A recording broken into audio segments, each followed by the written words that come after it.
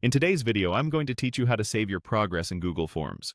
This is perfect for those moments when you're midway through a long questionnaire and need to step away without losing your work. Start by opening the Google form you want to complete.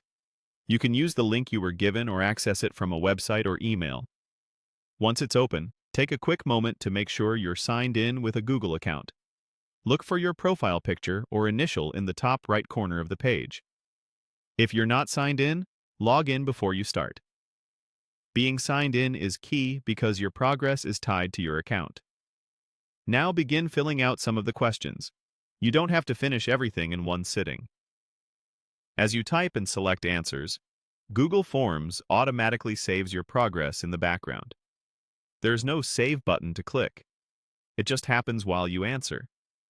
This makes it easy to pause without worrying about losing what you've entered so far. When you're ready to step away, you can simply leave the form open in your browser or close the tab and come back later. To continue, just reopen the same form link. As long as you return using the same Google account, your previously entered answers should appear right where you left off. You can review them, make changes if needed, and keep going until you're done.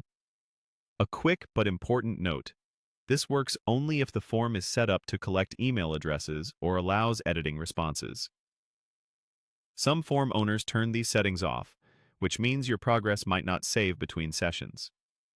If you come back and don't see your answers, it could be because the form doesn't allow response editing or isn't collecting emails. In that case, you may need to complete it in one sitting. A few helpful tips to make this smoother. Stick with the same Google account each time you open the form. Avoid private or incognito windows, as they can interfere with saving your draft.